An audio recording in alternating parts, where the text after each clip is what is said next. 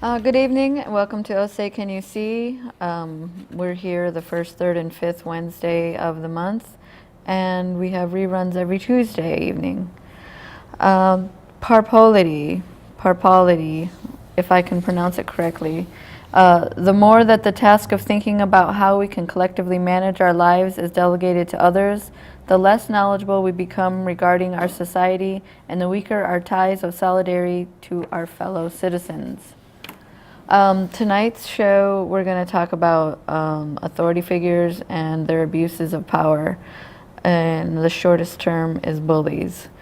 So I have a couple guests with me tonight that are going to help me talk about this and maybe some of their own experiences. I have Stephen Durst and Mark Zapatowski.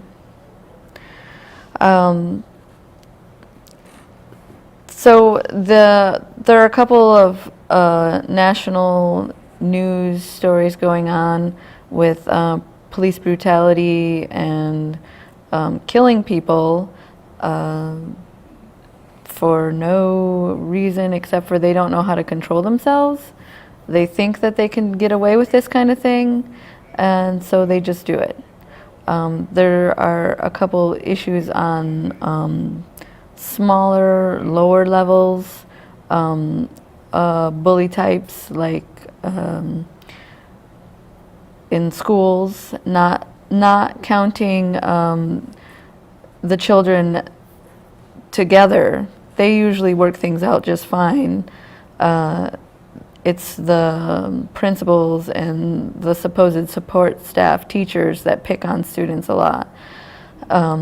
We have other government elected officials that, not just the police, that like to pick on people. We have, and then people of minority getting picked on just for that fact. Churches like to lord themselves over other people. If you, like this time of year, I keep hearing, why can't you just say Merry Christmas? Why do you have to say Happy Holidays? There's more than one holiday going on this time of year. It's just the right thing to do, but people keep pounding on you, why aren't you saying Merry Christmas? That's the simplest form of bullying, and so now people are afraid to even say Happy Holidays or Merry Christmas because they're getting bullied into what they have to say by society. Other factors like that. That just seem to be out of control lately. A friend of mine recently had a bad incident with his landlord where his landlord had been bullying him and nagging him, wanted him out of his apartment, kept citing to this friend of mine all different kinds of things why he wanted him out. And the landlord just started moving his own things in. And it turns out the real reason he was being a bully and mean to his tenant was because he wanted to live there himself. And a couple of my friends' roommates have already gotten bullied out. And so they're not just police and elected officials and people like that, but anybody who just, you give them the inkling little bit of power and then they become crazy about it, and then they abuse it, and then the rest of us suffer many times fold over and over because of this. And so then laws have to be made, and then they become ridiculous laws, and then those laws get abused, and then new ones need to be made to help protect one side and then protect the other side. A quote that I have here from Eleanor Roosevelt is, "Justice cannot be for one side alone, but must be for both." And we seem to keep weighing who's right. Is it the authority figures, law enforcement? Is it the little people? Little people rise up, law enforcement gets down, and they're like, oh no, now we don't have any more power, we need to do something about it, and then it goes back and forth. It just never seems to be able to just be steady, fair justice for all ever. Do either of you have opening statements that you wanted your opinions? I do, yeah. Sure, Stephen, go ahead. Well, I think that I went and looked up the word bullying to see what its history was, and in the modern sense, it means a person with more insolence than courage who tends to intimidate weaker people for various reasons. And I think that when we talk about bullying in America, we need to look at it as basically an American tradition. I mean, it pervades our culture. When I went to Costa Rica for a few weeks in the 90s, when I came back, I could not believe how loud and rude the Americans were. In 3 weeks, I'd just totally forgotten how loud Americans are, how pushy Americans are, and it pervades everything, even the soft sort of bullying you were hearing about from the churches. Oh, why can't you just say Merry Christmas, you know? Oh, why can't you just think happy thoughts? Why do you always have to be so down on, why don't you support the troops? We get all these left-handed ways of being told to shut up and do what the power structure wants us to do. And usually it can be done just by making you think that you're the one who's rocking the boat. You're the one who's being not nice. Oh, just be nice. The nice police. Oh, the politically correct police too. It's, right, yep. all the different ways in which we're told not to be our natural selves, not talk about how we really feel. But we have freedom of speech and we live in the freest country in the world. What's wrong? We obviously live in one of the most belligerent countries in the world right now, one of the countries with the highest incidence of invading other countries, and taking their stuff. The pure hypocrisy of the way we deal with human rights and international law. It's like, oh yeah, international law is okay until it gets in the way of our interests. Oh, human rights are okay until we want to torture someone. Oh, transparency and truth and openness in government are all great until Snowden leaks things that, or Manning leaks something that is embarrassing to the bullies in power. Yep. I always thought it was interesting because the word bully also has a good connotation. As there's a lot of historical things that it has meant. Bully has been a pimp. Bully has been a timber camp boss. But our President Theodore Roosevelt used the word quite a bit in a very positive sense. For him, the president was a bully pulpit, and he meant it's a good pulpit because he liked being to push people around like that. You know, he's extremely liberal, probably wouldn't make it in the Republican Party these days. No way. But he was an imperialist and a warmonger and a racist, and so in that he was maybe less of a bully than the Republicans of today, he was still a bully and he celebrated bullyism, and to him, being a bully was good. Yeah. So those are my opening remarks. I'd like to have some callers here, people who've maybe been to other countries and can tell us some examples. If there's less or more bullying in this country than in other countries. I think Americans are famous worldwide for being loud and rude and pushy. I think we're raised that way. We just get used to it, and we think we value bullying. It is. Yes, exactly. It's our heritage. It's our it's culture. How you get what you heritage. want. It's an all for one society. Right. But I see things differently. I know there's loudness, maybe there's rudeness, on a personal level, but most people seem to be cowed into accepting a very inferior polity these days. I mean, there was a much more successful model for the United States before the Republican Reagan Revolution, And then somehow the Reagan Revolution, the Southern strategy, the appealing to the South's worst, instincts in terms of racism, and with a wink and a nod, acknowledging that maybe segregation wasn't such a bad thing, the Republicans were able to change the United States. They were able to get Republican majorities for the first time in 50 years. And once they had that, they started taking things away from the American people and bullying them into accepting a different kind of world because, oh, I guess I'm not smart enough to have a job. I guess that's why the job goes to China. I guess that's why the economy is leaking away. We're not good enough. And somehow, people, as you've said, Bobby, fear, of the external enemy or internal crime had a lot to do with people not paying attention to what was really going on. That there was a way of life, a real economy was taken away from most people.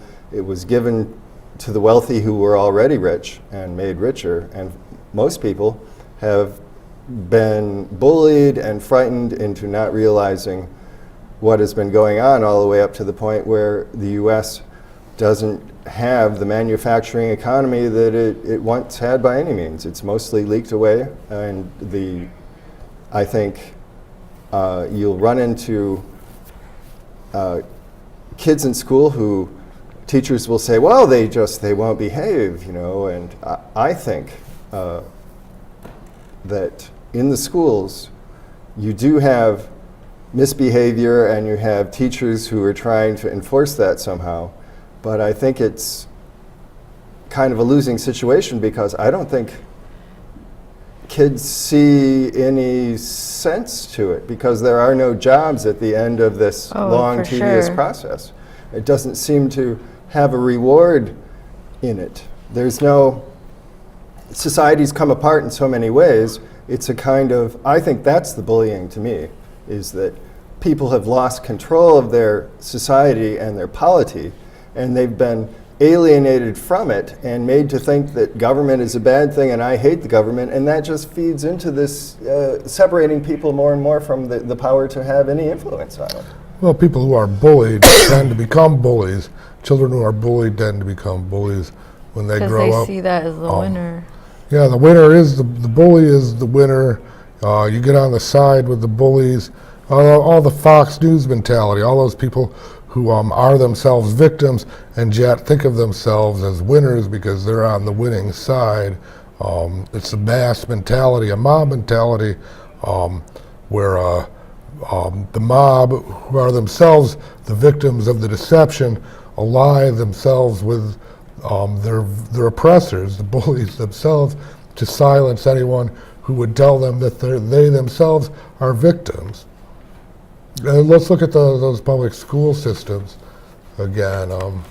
You say the kids don't have any reason to go along with an education because there are no jobs at the end of that tunnel. I don't think they see a practical reason to be there. Well, the practical reason that substituting for a job at the end of the education is a system that's telling them, all right, are you going to be bullied into submission, or are we going to have to add another layer of bullying and call it prison? Mm-hmm. The school is like to see who will swallow it docilely and who won't, and those who won't swallow it docilely go to prison. School's always been like a sorting system. I mean, to see who can handle it and who can't handle it. Well, it made more sense in the past than it makes now. I mean, when the schools were designed as that sorting system and training system, there were actual jobs that people would get. But that world doesn't exist anymore. Well, there's penal servitude. You're right, and this is minimum wage slavery. Society itself is now so dysfunctional that the bullying is just a way for the wealthy to keep people preoccupied with the bullying rather than remember that they have some kind of power in this situation. Well, the bullying has also reached a point where it's good for its own sake. Like the Roman Colosseum, that have bored people with nothing to do and no chance of affecting history or even their own reality, are given to bloodlust and ever more violent displays. So these recent torture reports, I was really surprised by people who I thought knew better, and even after the report said that the torture didn't work and admitted that it was a criminal activity, they're still supporting torture, going even if it didn't work, they like it as a form of punishment because they're so angry and they're so alienated, they need to see somebody suffer. Somebody has got to suffer. I am so mad. I want to see somebody suffer. Well, and I think that's where most Americans are right now. They want to see people suffer. Angry and damaged people can become dehumanized. There's no doubt about that. But I want to take a minute to remind everybody that this is a live call-in show. 616-459-4881. This is December 17th. Let me know if you have an example of how the system or anyone in the system or has bullied you, or you know somebody that's been bullied or just harassed for no reasons. I was talking to a girl today where she was walking down the street with her boyfriend, headed to the emergency room, walked like a mile from her house, just going to the doctor. The cops come and pull up on the curb and stop them. And so the couple proceed to ask the police, why are you stopping us? What's going on? And they wouldn't say. They just kept harassing them over and over. What are you doing here? What do you want? And they were like saying what we're doing. We're going to the hospital, blah, blah, blah. And they're like, well, we need to see your IDs. You match the description of somebody that did something or another. And she was just like, well, I've never been in trouble in my life. I have no record. You're very welcome to see my ID, but I'm not feeling well. We need to go to the hospital. I mean, that's what we're doing here right now. And the cops just kept harassing him, and then the gentleman gave over his ID, and they said that he had a warrant from like 5 years ago or something, and they took and arrested him. Yeah. Took her too, and took her too? Yep, in the back of the car, and drove her to the police station, and then after that drove her back to the hospital.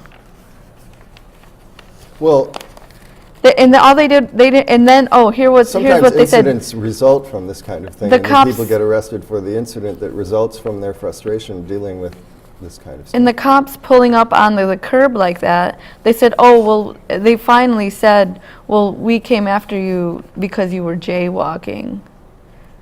And you fit the description of somebody that we're looking for. It's like it just sounded so made up, everything. And then, so it's just like the law enforcement don't have to follow their own rules. I can't drive up on the curb when I want to talk to somebody, but the police can. Well, more and more, I think they're treating the overall population as a criminal population, because more and more they are doing the bidding of the upper classes. And yeah, basically we're an the occupied population is country. mostly not those people. And you look at how armed they are. They're armed as a military now. Yes. They get all sorts of military equipment. I mean, that was one of the controversies with the whole Ferguson thing. They almost had tanks there. They definitely had armored cars. They had people getting ready to use military sniper rifles on top of these things. It was very strange, but you see that in Grand Rapids too. I've seen this thing that I call the possum, which is this huge truck, black truck, and it's a command center, but like 20 guys are all hanging off the outside of it on their way to some kind of war game. Yeah. And they're all armed. I mean, they're wearing blue uniforms, but other than that, they look like they're military. They're total military. Machine they guns. have all of the cyber, kind of stuff on their eyeballs, and They're all not this. wearing badges, are they? Or identification? No, you don't see that. You just see the blue uniform and all of So this how would body you armor. know? and all of these automatic weapons and, even small, sort of cannon-like I things, doubt they really. think of themselves as peace officers See, either. but they seem to be preparing for SWAT. putting down rebellion. Yes. More and more. And I think that is the real thing that's going on, is that we're becoming a population of poorer and poorer people, because the wealthy people are controlling the world, and that's where they're putting their economy, and we're left out to dry, and they know that at some point there could be a definite reaction to that, and so that's why they're arming the police like that. That's why the wealthy are preparing all sorts of gated communities and even underground shelters for Huge themselves ones. to live through this situation. Where's Cheney? I was just reading an article about Roger Ailes, the founder of Fox TV. His mansion is a bunker. He cut down all the trees for acres around, bought up everyone's houses So there's, around Oh, it. yeah. He's got- clear firing 365 yeah, degrees around this and bunker.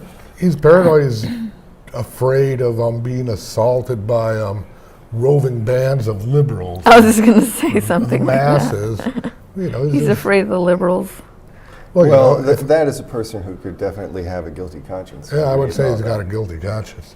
that. Oh, well, maybe he doesn't, but doesn't necessarily have a human heart, after all. Well, do you know, There's a recent biography of him that says that when he's interviewing women for jobs, he'll offer them $100 more a month if they'll have sex with him anytime he wants. for $100 a month, Yeah, that's, Well, that's not very not much much of a deal. I know, that's not, I don't think so either. especially that guy. But I was saying, money is also a form of soft bullying. Oh, very much. It's like, you know who my dad is, you know who I am. They might be all nicey nice to your face, but they have like this huge balloon of money around them that just pushes people out of the way. It's just the entitlement of wealth, a white entitlement is a privilege too. A friend of mine told me he saw me once go into a Spike and Mike's right before 2 o'clock, and they were going to close. And they said, you push right up to the front of a line of black people and to buy a pint of whiskey. And when the black guy started going, "Why? Hey, what are you doing?" You said, "White privilege." They were so shocked by what you said, they didn't even know what to do. They just stood there with their mouths hanging open. More and He said, more, and I pretended not to know you. more and more we've seen, more and more we've seen a kind of So everybody does it. I mean, it's as American as hitting someone in the face with an apple pie. importantly, there's electoral ballot bullying. There are more and more reports of police, sheriffs showing up at ballot places and questioning black people whether or not they have the right to vote there. Where's your ID? All these things that used to be a part of another era are coming back. This is another definite form of bullying, but it's a form of bullying that we thought had been, passed that. quite a while back, but it's coming back with a Ballot vengeance. bullying. Ballot bullying. Yeah. We have hundreds of thousands of people in prison.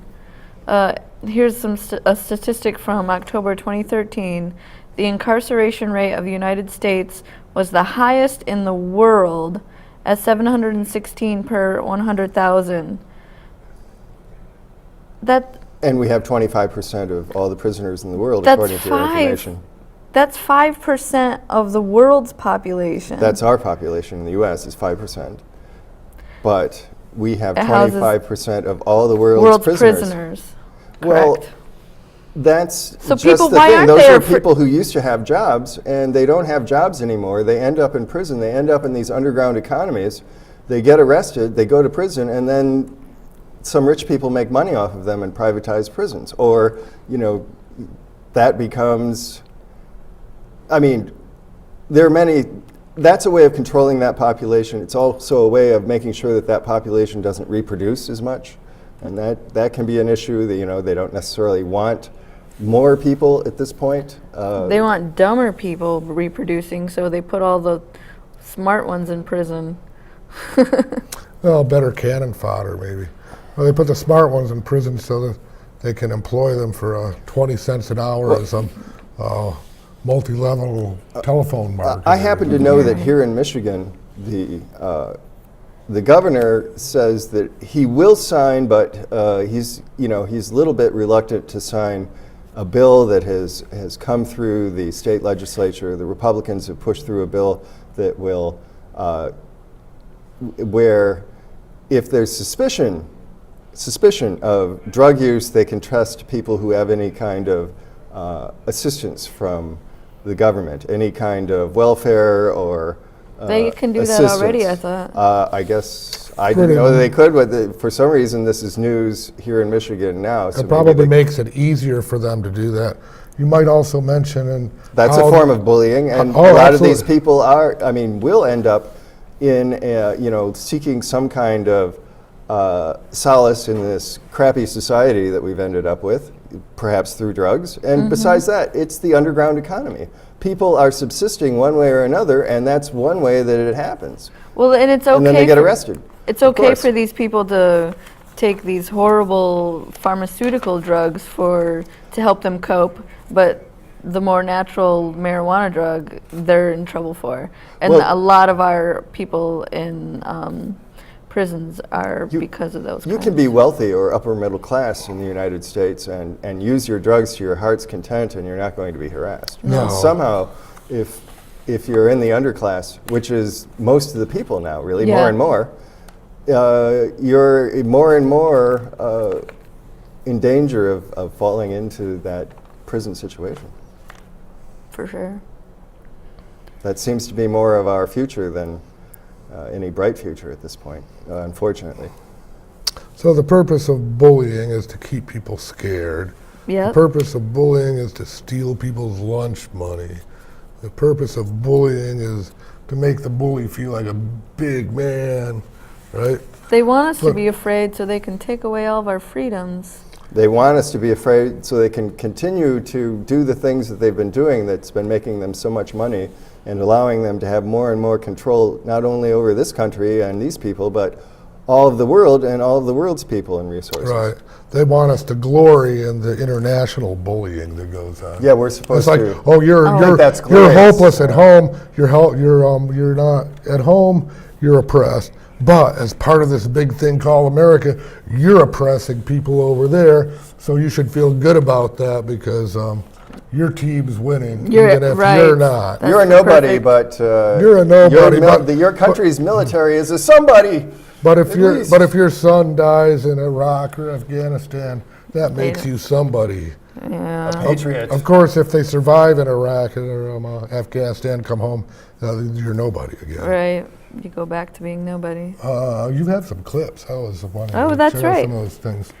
I almost forgot about those. And you can call in, of course, too, and perhaps we can run to our clips. Obviously, some of the most egregious bullying is done by police, but it's also done by people in corporations, people on the telephone.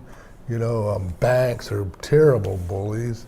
And they just expect people to roll over and take it. Old Kent locally won't give you they're not Old Kent anymore, they're Fifth Third, but even when they were Old Kent, you couldn't cash a check there that was one of their checks unless you had an account there, unless you wanted to pay a $5 fee to cash their More own bullying. check. Yeah.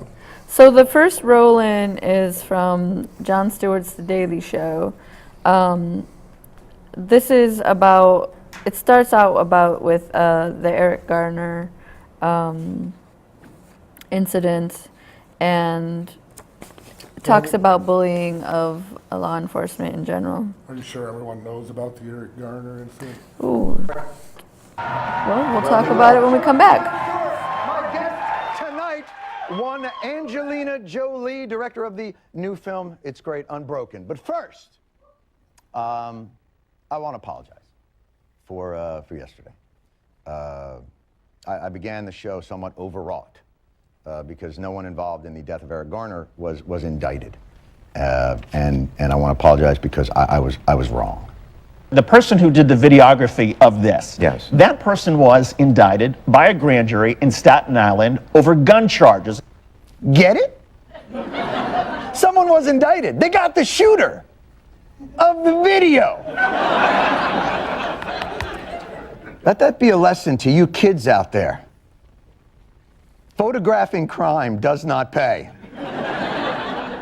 But what's so hard to understand about this is that for months, we've been going back and forth about what really happened with Darren Wilson and Michael Brown in Ferguson, Missouri. Did Brown have his hands up? Did he not have his hands up? Was Wilson afraid for his life when he killed Brown? Reasonable people, as well as plenty of ones, could, okay, their pictures didn't come up, could reach different conclusions. But in this case, there was no ambiguity. Even with clarity, though, people continued to blame this death on anything but the injustices of a flawed system. What a lot of people don't understand is that man was a big man. He's a huge individual. Garner outweighed the officer by probably 150 pounds. He is Gigantor! He is afloat in a parade! They had to bring him down. He was the abominable bro man. Okay, yeah, he outweighed one cop by 150 pounds. What about the other 5 cops? Or maybe that's just how much racial progress America has made. You know, it used to be black people were only 3/5 of a white person. Now they're like 6. Unless there's some other reason his size is relevant. If he had not had asthma and a heart condition and was so obese that almost definitely he would not have died from this, the police had no reason to know that he was in serious condition. Please. Asthma, heart disease, obesity, yeah, those are serious conditions, but come on. The medical examiner's report said Garner died from compression of the neck and compression of the chest. That sounds more like death by choking than death by chocolate. You know what I'm talking about. The NYPD patrol guide defines a chokehold as any pressure to the throat or windpipe which may prevent breathing or reduce intake of air. Well, listen to one expert explain why this case isn't that.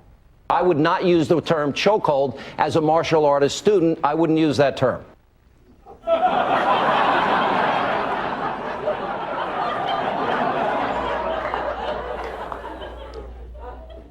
Go on, Sensei. If you go for the trach or what's called an air choke or the windpipe, you can literally kill somebody. That's illegal by every police department standard. So the definitions, it may sound technical, but it really isn't in this case, is it? No, it is, Mr. Miyagi, respectfully. That is literally what happened. Facts on, facts off. All right, so we've established that police used appropriate force against a dangerously large, but incredibly fragile, out-of-shape monster weakling. Again, they would just want you to know, against all available criminology statistics, that everyone is equal under the law. People are saying very casually that this was done out of racial motives or violation of civil rights. There's not a hint there that anyone used any racial epithet. So the cops got to use the N-word for it to be racism? You've never heard the phrase, a picture's worth 1,000 epithets? I don't know that people are saying that this cop is racist, but it seems the escalation of these incidents may be a byproduct of a system that's applied unequally and with prejudice. Because if it's not that, what is it? In this case, the police officer was dealing with a criminal who was resisting arrest. Maybe if Mr. Brown hadn't committed his crimes, right, and this gentleman hadn't resisted arrest, they wouldn't be dead today. Yeah, or if they didn't choke him. I mean, not everyone who resists arrests. You know what? I think I can do this. Your Honor, may I approach? Not that we're having a trial, obviously. That was what the grand jury was going to try and get to be done. But if it pleases the court, I would like to introduce that resisting arrest doesn't always lead to this sort of thing. Here's evidence exhibit A. Come on. No. Ew, get the off my arm before you fucking get the off. Get off. There we go. Hey, what happened? What happened to the kid? Those police choke her? No, she went peacefully in a not peaceful way, but they didn't choke her. So, for those who aren't quite familiar with the Eric Garner case, in Staten Island, he was selling cigarettes that weren't, that he didn't pay the New York tax on, and the New York tax for cigarettes is incredibly high. It's like $10 or more per pack, like $12 per pack of cigarettes over there, twice of what it is here in Michigan. So, and he was selling them without illegal. I guess like 75% of the cigarettes sold in New York are quote unquote illegal. People don't pay the tax on them. They buy them from people like him off the street. So that's what he was doing. He resisted arrest, and as you saw, it took five officers to decide that it was worth dying for. Well, the Tea Party must be on his side, don't you think? Because they were all about, they didn't want to pay the taxes on the tea and stuff, right? They're the anti-tax party. Yep. It's hard to say, though, because I haven't heard them say anything about it. Well, that's because often you'll find, although they may have this anti-tax thing, they also have this racist thing. Oh, that racist thing. Yeah, that's part of it. So they want to shoot all the cops, unless the cops are killing black people, and then they either don't say anything or they're... It's complicated. It's complicated.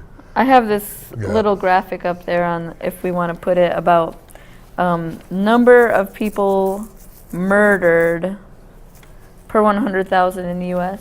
Yeah, that's the one I want. Police or in general? I believe that's the one in general, but by police, there were 458 official killings by law enforcement last year. And those are shootings police made in the commission, shooting of people who they say were in a commission of a crime, which they have to report to the FBI. They don't have to report any other shootings that they do. Correct. So this is largely underreported, because if the cops shoot you and decide that you weren't committing a crime, they don't have to report it. Correct. They just say, oh, it was an accident. It's an accident. Yep. So that's 458 killings by the police. Reported to the FBI. Reported to the FBI. As being the shooting of people in the commission of crimes. So we know, it doesn't say... That break it down into armed versus unarmed people? Right. It doesn't, I don't have that broke down at all, but as we know, the most recent cases, they have been unarmed. Yes. The Ferguson case. Well, the police are operating like they're in a war zone, where in a war zone, an army doesn't take any risks, and because you're protecting the force, but you would expect the police to take some risks because they're not actually in a war zone. So, for instance, what this is saying is that mere collateral damage doesn't need to be reported. For instance, that 7-year-old girl in Detroit, and the cop walked on that a couple months ago too, as you recall. He came in guns blazing and he blew away a 7-year-old. Well, she wasn't in the commission of a crime. They didn't end up placing any charges because there were no drugs in that house anyway. So that 7-year-old doesn't have to be reported. Correct. As someone shot during the commission of a crime because she wasn't committing a crime. Correct. But she's merely collateral damage, and for some reason that doesn't need to be reported to the FBI. The militarization of the police has come to the point where the police are treating it as a war zone, and that's why this is happening. That's their attitude, is that they are in enemy territory dealing with an enemy population now. And I think that the powers that be, the wealthy, the people who are influencing them, see it that way, and that's why the police are seeing it that way more and more. Well, certainly, absolutely. I want to remind everybody that this is a live call-in show, 616-459-4881. If you want to give me your instance of bullying, it doesn't have to be law enforcement. It can be your church, your school, your phone landlord, company, your phone cable company. You know, we used to get a lot of bullying on this show when people would call in and tell us to move back to Russia. I thought, wow, this is the land of the free. Why don't you move back to Russia? Yeah, that's does pretty not bullying, don't you? Happen at all. Of course, with changes in cable and television and the media, the audience is smaller than it once was. But I think there's more than that going on, because the calls that we do get are pretty much universally supportive, and we don't. For years, we haven't heard the "go back to Russia." But then again, it could be the memory hole. People don't know where Russia is or what that means. You know. Right. It's funny. But it wasn't so long ago when red was anyone who was red was a commie. Now the red states are all Republican and conservative. Yeah. That goes back to Civil War maps. That used to be a way of, how the Confederacy was portrayed, red, and then, rather than gray, and the rebels. Union was blue. True blue. Speaking of blue, when I was on Blue's show a couple weeks ago, the only show the only caller we had told us that we needed to dumb it down because we were talking over the head of our audience. So 59% of white Americans have confidence in the police and only 37% in black. That's a recent poll. Do you think that's accurate?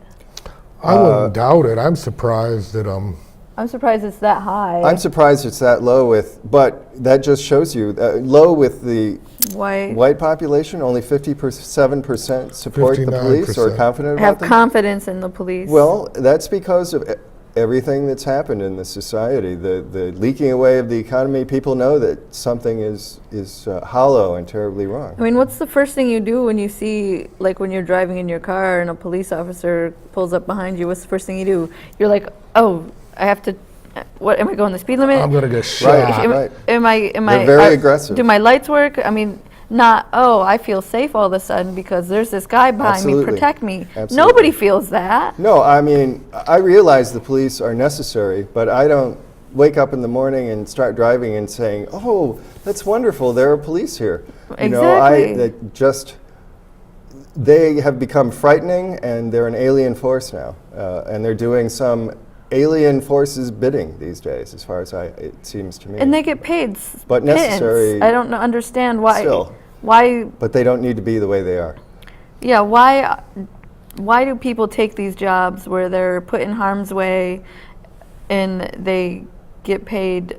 About what teachers get paid. Paid what a teacher does. Well, both are doing a similar function for society. There is an unfortunate truth, and it doesn't apply to all police, but if you're a policeman, there's a greater chance that you're a natural fascist than if you're not a policeman. Yeah. Because it attracts people who want to be a bully. It doesn't mean that they're all bullies. No, it doesn't some mean of them that there are should be idealists. bullies. Some of them are idealists. Sure. And they're necessary in society. Some teachers are idealists. But that is the natural fascists is going to be attracted to that. Well, the bully is going to thrive in a situation like that because it is a job for a bully to bully. Whereas the idealists tend to burn out or to be pushed aside by the system itself, which wants bullies, and it doesn't want intelligent bullies either.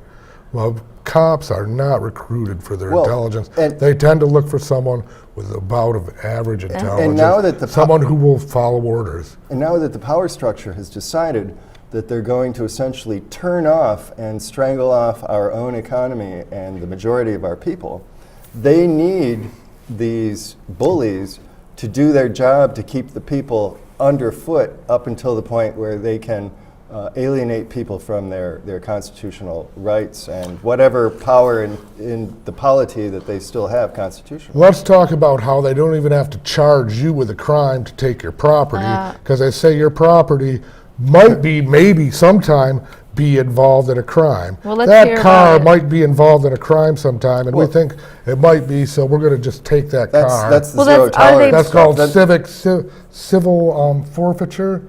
Yeah. Now this is Fifth Amendment gone, Fourth Amendment gone, and as I was joking to you, it's also pretty unusual, so it's a violation of the Eighth Amendment too. Well, are police bullies because of these laws? It's unusual to punish inanimate objects. Let's hear our next cruel, Roland and inform everybody about this law that police officers can use in their favor to be bullies. Is this a Roland? It's a Roland. In the old days when a cop stole from you, you actually had to break the law. We can't hear it.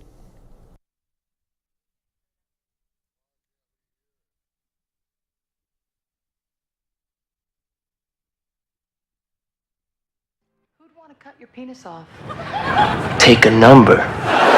Okay, now, you laugh, but admit it, you want to watch the rest of that episode right now. Now look, public trust in the police is one of the most vital elements in a civilized society, but for many... The police. They protect us, they serve us, and they provide us with an endless source of TV show one-liners. Rock, paper, scissors, gun. Well, I'm no Serena Williams, but I know one thing. It's all in the wrist. Who'd want to cut your penis off? Take a number. Okay, Now, you laugh, but admit it, you want to watch the rest of that episode right now. Now, look, public trust in the police is one of the most vital elements in a civilized society. But for many Americans, that trust has been undermined by a procedure called civil forfeiture. Now, I know it sounds like a Gwyneth Paltrow euphemism for divorce, but incredibly, it's actually even worse than that. Civil asset forfeiture is really a mechanism by which the state and federal government can seize people's property without having to convict them of a crime. Most people can't afford to hire a lawyer to challenge it. It's really legalized robbery by law enforcement. And think about it, that is a tough crime to report to the police. Give me a description of what the guy looked like. Well, to be honest, he looked a lot like the guy currently asking me what the guy looked like. And if you think this sounds bad, just wait until you see how it looks. Because the Washington Post recently published a major investigation featuring stories like that of this man, who was driving from Michigan to San Francisco with $2,400 in cash that his dad had lent him to start a new job, when he was pulled over in Nevada. I gave him my license and registration, and then as he was looking at that information, he asked me how much money I was traveling with. Lee told him about the money his dad gave him, which he kept in the trunk. He told me to turn on my air vents on high and roll up my windows and get out of the car because he was going to run a canine around it. Dove didn't find drugs, but he did find the $2,400. He said, no, I'm going to keep the money because I've concluded through my investigation here that you are traveling from Michigan to California to purchase drugs.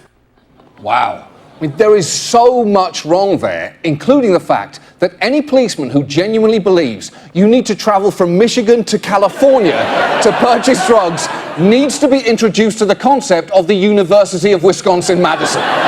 Okay? It's right there. And the problem is, stories like that are surprisingly common. In fact, since 9/11, under just one program, police have taken $2.5 billion in the course of over 61,000 seizures of cash alone from people who, and this is the mind-blowing part, were not charged with a crime. That is the sort of police behaviour that we laugh at other countries for, along with their accents and silly hats. The way civil forfeiture generally works is that if the police believe they have a preponderance of the evidence that suggests your property was or could be used in a crime, they may confiscate it. And it gets even weirder. Many folks are unfamiliar with the idea of civil forfeiture, which is actually a case brought directly against a piece of property where you don't need to be proven guilty of a crime for your goods to be taken away. Exactly. You don't need to be charged with a crime because it's not you that's on trial, it's your stuff. That's why these cases have historically had eye-catching names, such as, and all of these are real, United States versus $8,850 in US currency, United States versus an article consisting of 50,000 cardboard boxes, more or less, each containing one pair of clacker balls, and United States versus approximately 64,695 pounds of shark fins, which must have been an amazing court case. And do you see those shark fins in the room right now? Yes, there they are! There they are! Let the record show the witnesses pointed at roughly 65,000 pounds of shark fins. Guilty, guilty. And it's also worth noting that your possessions generally have fewer protections under the law than you do.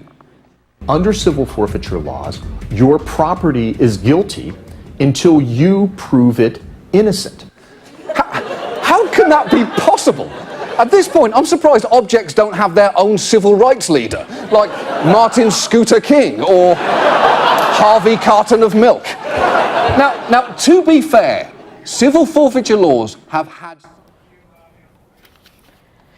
Okay. So this goes along with my Parpolity that I started out with. And here's another interesting quote from James A. Baldwin. He's an author. Of course. It is certain in any case that ignorance, allied with power, is the most ferocious enemy justice can have. So that goes along. He didn't live to see Fox News, but that's a pretty good description. Ignorance allied with power. Yes. The ferocious enemy of justice. So that's a very interesting use of power to bully people out of their own belongings, and they don't even really have to have a reason, it doesn't sound like. It's like, yeah, it's a bully. He grabs the lunch money with one hand, and he grabs your other arm with his other hand and goes, why are you hitting yourself? And why so are you hitting yourself? they can use this money, they don't have to give it back, they can use this money for whatever purpose they want. So I mean, cops have always stolen and stuff, but when they were stealing, they were breaking the law. Now they're following the law. It's it's part of that attitude on the part of law enforcement and legislators that the people, overall are some kind of enemy population. I just have Well, to it's say a complete conflict of interest too. If a peace officer can profit by suspecting people and thereby appropriating their money or their property, then he's obviously going to be looking for people who are guilty, people who he could say or think are guilty. What am I trying to say? He doesn't have to prove it. He doesn't have to prove it. So it's meaningless, actually. I mean, it's just anywhere that they can get money from people that they think are relatively powerless in society, they're going to do it, and they're going to fund their departments or maybe get a bonus out of it for themselves. And they're motivated to do this to people. Yeah. So like you said, I'm surprised 59% of whites still have confidence. 56%. 56%. No, it's 59. Oh. Yep. Oh, I'm surprised it's that high. Me too. I'm very surprised. 36% of people of color. 37. 37? From the notes I got. Well, but see, this is very different than what it would have been 20 years ago. Sure.